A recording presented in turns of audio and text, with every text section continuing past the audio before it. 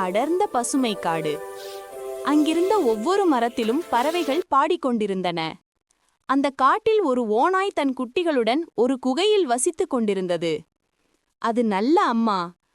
தினமும் குகையிலிருந்து குட்டிகளுடன் வெளியே சென்று சிறு வேட்டையாடி மாலையில் திரும்பி வந்து, இதுதான் நம்ம வீடு என்று சொல்லும்.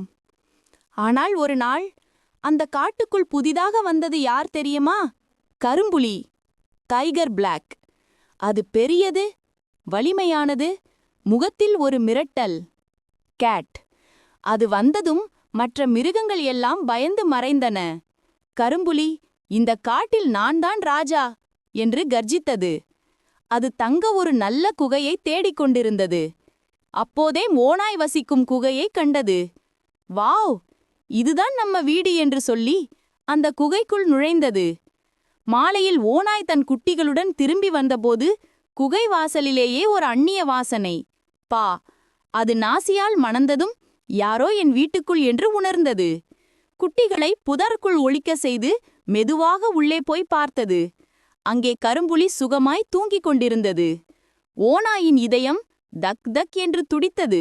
பயந்து வெளியே ஓடிவிட்டது. அப்போ வழியில் வந்தது கரடியார், பேர். அவர் கேட்டார், ஏன் நண்பரே, ஏன் இப்படி பயந்திருக்கிறாய்? ஓநாய் முழுக்க கதையே சொன்னது. கரடியார் சொன்னார், அப்படியா, கவலைப்படாதே, நம்ம புத்தியால் இதை சரி பண்ணலாம். நீ என் குகையில் இரு, நாளைக்கு நான் பார்ப்பேன். அடுத்த நாள் இரவு கரடியார் திட்டமிட்டார். ஐடியா. அவர் ஒரு மரத்தில் ஏறி தேன்கூடு ஒன்றை எடுத்து வந்தார். அதை கையில் பிடித்து ஓநாயின் பழைய குகை நோக்கி மெல்ல போனார்.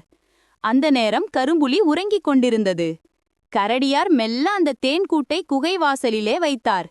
பிறகு ஒரு நீல குச்சியால் தேன்கூட்டை கலைத்தார். பீ.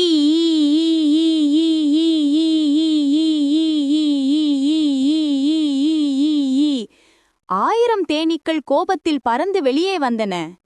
யார் நம்ம வீட்டை கலைச்சது என்று தேனீக்கள் பறந்து வந்தபோது அங்கே கரும்புலி தூங்கிக் கொண்டிருந்தது. அதைத்தான் குறிவைத்து தேனீக்கள் பிஷ் பிஷ் பிஷ் என்று அனைத்து திசையிலும் கொட்டத் தொடங்கின. ஆ என்று கத்திக்கொண்டு கரும்புலி மூக்கை மூடி தலை குலுக்கி வாயை திறந்து ஓடிவிட்டது. அப்படி ஓடியது அந்த காட்டை விட்டே வெளியே போய்விட்டது. கரடியார் மரத்தின் மேலிருந்து சிரித்தார். ஹா, 10 தேனீக்கள் செய்ததை 10 கரடியும் செய்ய முடியாது. மறுநாள் காலை ஓநாய் மீண்டும் தன் குட்டிகளுடன் குகைக்கு வந்தது. அங்கு அமைதி, சுகம். இனி கரும்புலி இல்லை. ஓநாய் மகிழ்ச்சியுடன், நன்றி கரடியா என்று கூறியது. கரடியார் சிரித்து, நண்பன் இருக்கிறான் என்றால் பயம் இருக்காது என்றார். வீடியோ பிடிச்சிருந்தா லைக் பண்ணுங்க, சப்ஸ்கிரைப் பண்ண மறக்காதீங்க.